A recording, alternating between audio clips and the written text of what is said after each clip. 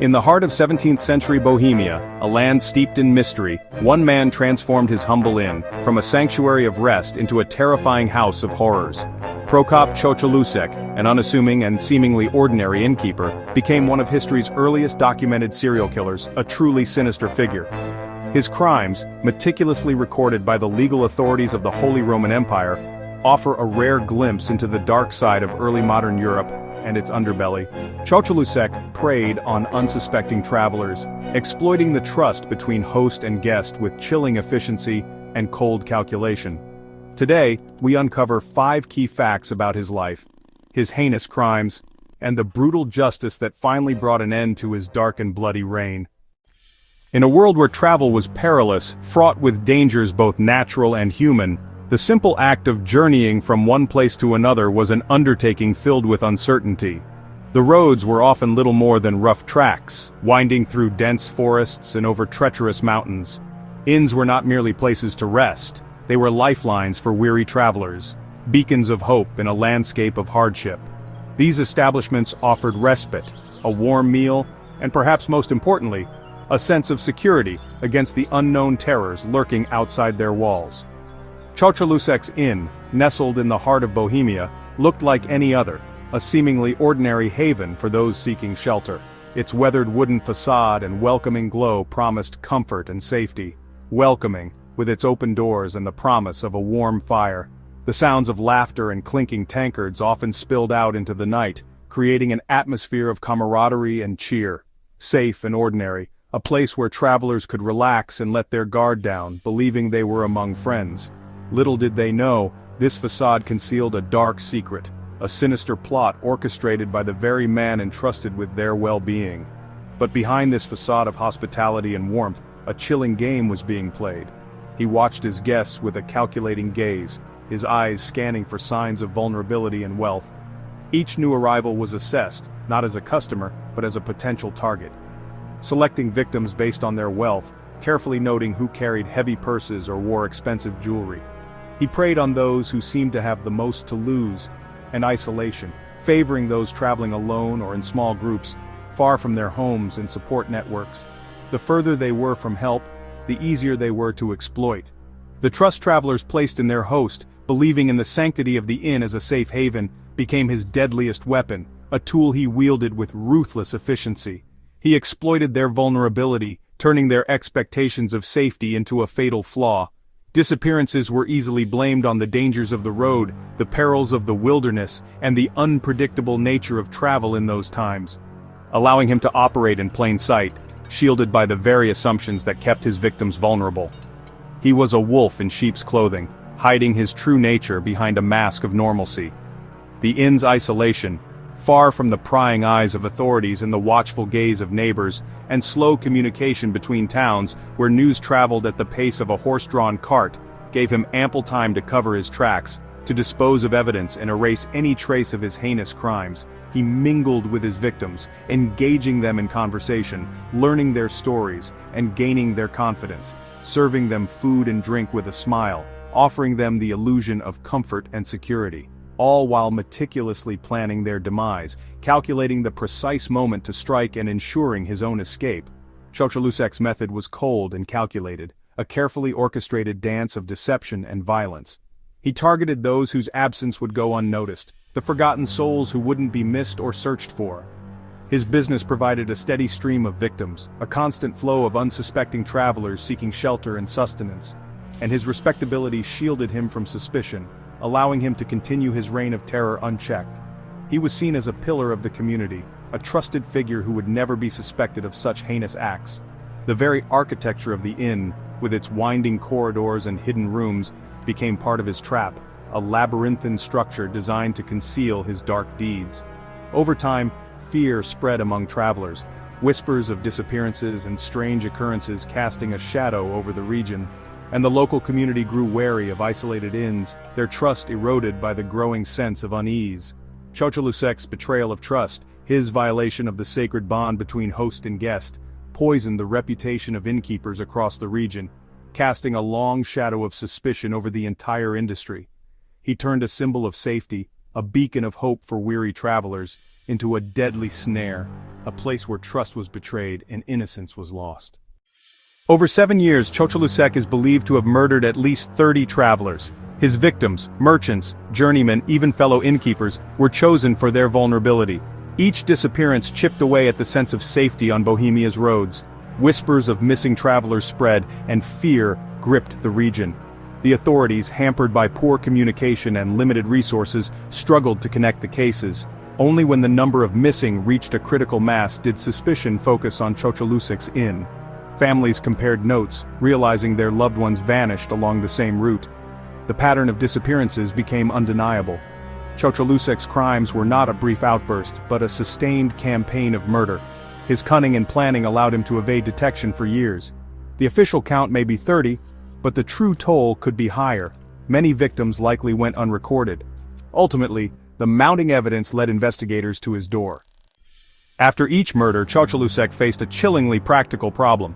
He had successfully silenced his victims, but the grim task of disposing of their bodies remained. This was no small feat in a time long before modern forensic techniques and discreet disposal services. He needed a method that was not only effective but also unlikely to arouse suspicion in the close-knit community where he operated. Disposing of the bodies presented a significant challenge. Traditional methods like burial were too risky, potentially leading to discovery and exposure. He needed a way to eliminate the evidence entirely, leaving no trace of his heinous acts. The pressure mounted with each passing victim, forcing him to devise an increasingly audacious solution. His solution was chillingly effective, a method born of necessity and a disturbing lack of empathy. He turned to an object that was both commonplace and integral to the daily life of his inn. He used the inn's furnace as a makeshift crematorium, transforming a source of warmth and comfort into an instrument of utter destruction. It was a macabre repurposing, a descent into unimaginable darkness.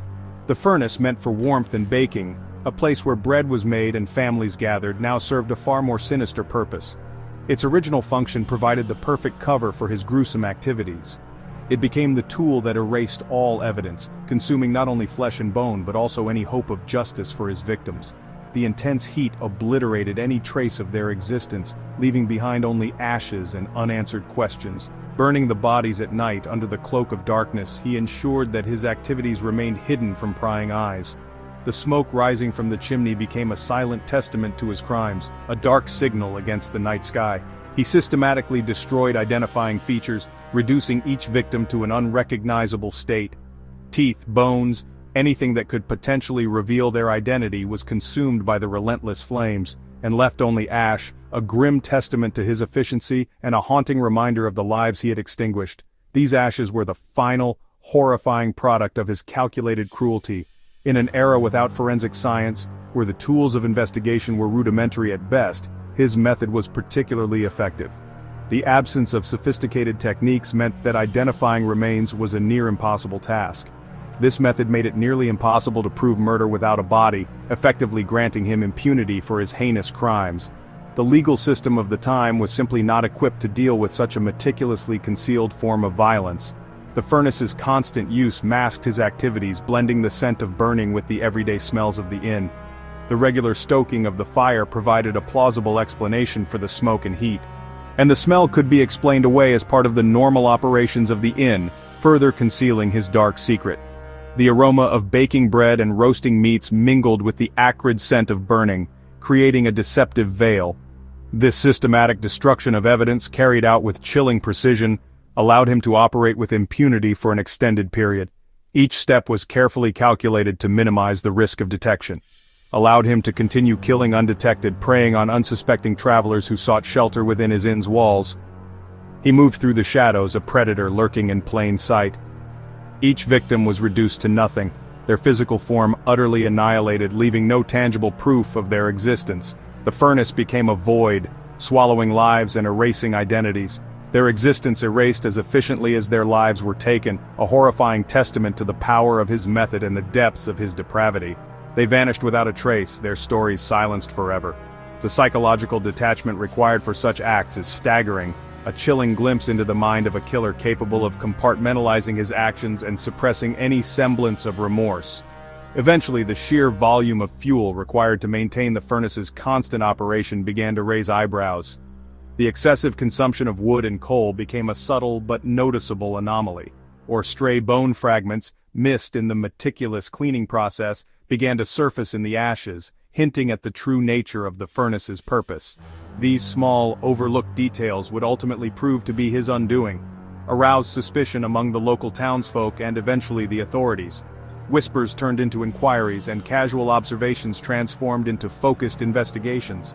The furnace, once a symbol of hospitality, a source of warmth and comfort for weary travelers, became a focal point of dread and suspicion. Its welcoming facade now masked a horrifying truth, became the heart of his monstrous enterprise, a physical manifestation of his dark secret, and a testament to his capacity for evil. The flames within seemed to dance with a sinister glee, reflecting the darkness of his soul. When investigators uncovered his method, piecing together the clues and realizing the true purpose of the furnace, the full scope of his crimes became chillingly clear. The horror was complete, a wave of revulsion and disbelief washing over those who had unwittingly shared space with a monster. The revelation sent shockwaves through the community, shattering their sense of security and trust. The furnace could not hide his secrets forever. The truth, like the ashes of his victims, would eventually surface, bringing his reign of terror to an end. Justice, though delayed, would ultimately prevail. Chocholousek's crimes are not legend. They are preserved in the official records of the Holy Roman Empire. These documents detail the charges, evidence, and testimonies that brought him to justice. The case marked a shift from local justice to a more centralized legal system. Investigators relied on witness accounts and, ultimately, Chocholousek's confession. The records were compiled to assert the state's authority and document its response to such a grave crime. Without these records, his story might have faded into myth. They provide a rare factual account of early serial murder and the society's response. The documents reveal the turning point, perhaps a neighbor's testimony or a survivor's escape. Chocholousek's case stands as a historical artifact, illuminating both the darkness of his deeds and the evolution of justice. Through these records, his crimes, and the lessons they offer, endure. The wheels of justice, though often slow, eventually grind to their inevitable conclusion. In the case of Chocholousek, the scales tipped heavily against him, weighed down by the gravity of his transgressions. Justice in its medieval form was often a stark and unforgiving affair, a far cry from the nuanced legal systems of today. In 1611, after a trial that likely involved testimonies, accusations, and perhaps even coerced confessions, he was sentenced to be broken on the wheel. This wasn't merely a death sentence, it was a carefully orchestrated display of power and retribution. A punishment reserved for the most heinous offenders, those whose crimes were deemed so egregious that they threatened the very fabric of society. The death warrant, sealed with wax and bearing the grim pronouncements of the court, sealed his fate. The execution was a public spectacle, a carefully staged event designed not only to end a life but also to serve as a potent warning to others who might contemplate similar acts. The town square buzzed with anticipation and dread, designed to terrify and deter. The faces in the crowd reflected a mixture of fear, morbid curiosity, and perhaps even a sense of grim satisfaction. They were witnesses to the consequences of defying the law. Tied to a wooden wheel, a crude instrument of torture and death, Chocholousek was about to face the full wrath of the law. The wheel itself was a symbol of the relentless and unforgiving nature of justice. His limbs were shattered with iron bars in a slow, agonizing death. Each blow was a calculated act, a deliberate infliction of pain meant to prolong the suffering and amplify the message. The iron bars, cold and unforgiving, were instruments of both death and deterrence. The community gathered to witness the state's ultimate retribution, a stark reminder of the power of the authorities and the consequences of defying their rule. They were there to see justice done, however brutal it may have been. His broken body was left on display, a gruesome spectacle intended to serve as a lasting warning to any who might consider following in his footsteps. The sight was meant to be unforgettable, a permanent scar on the collective memory of the community, a grim warning to others etched against the sky like a dark omen. It was a message delivered in the most brutal and unambiguous terms. This punishment reflected the era's belief in harsh public justice, a system where the body was often the canvas upon which the law was written. It was a time when justice was seen as a spectacle, a performance designed to instill fear and obedience. The breaking wheel was both a tool of law and a symbol of terror, a physical manifestation of the state's power to inflict pain and death. It represented the ultimate consequence of crossing the line. Chocholousek's end was a stark contrast to his secretive crimes, the shadows in which he operated, now replaced by the harsh glare of public judgment. His deeds, once hidden, were now exposed for all to see. His fate was made public for all to see, a deliberate act of transparency designed to reinforce the authority of the law. There was no hiding from justice, no escape from the consequences of his actions. The execution marked the final chapter of his reign of terror, bringing an end to the fear and uncertainty he had sown. The book was closed, the story of his crimes brought to a definitive conclusion. It was a brutal conclusion, a grim and unsettling end to a life marked by violence and transgression. The scene was one of devastation and despair, but one that fit the standards of the time, a reflection of the harsh realities of medieval justice. While shocking to modern sensibilities, it was a punishment deemed appropriate for the severity of his crimes. His infamy became a landmark, a dark stain on the landscape of local history, forever associated with the brutal consequences of evil.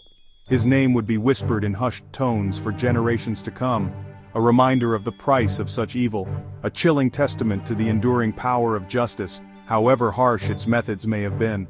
The forest, once a place of fear and uncertainty, could finally begin to heal. The story of Prokop Chocholousek is more than a gruesome crime, it's a window into the past. His case, preserved in Imperial Records, reveals the evolution of justice and the enduring threat of human darkness. Chocholousek shattered the trust that underpins society, turning safety into terror. His legacy is both a warning and a lesson, showing how societies confront evil within their midst. By studying his crimes, we honor forgotten victims and better understand the long road to modern justice. The shadow of the Innkeeper of Horrors reminds us, history's darkest chapters still have much to teach.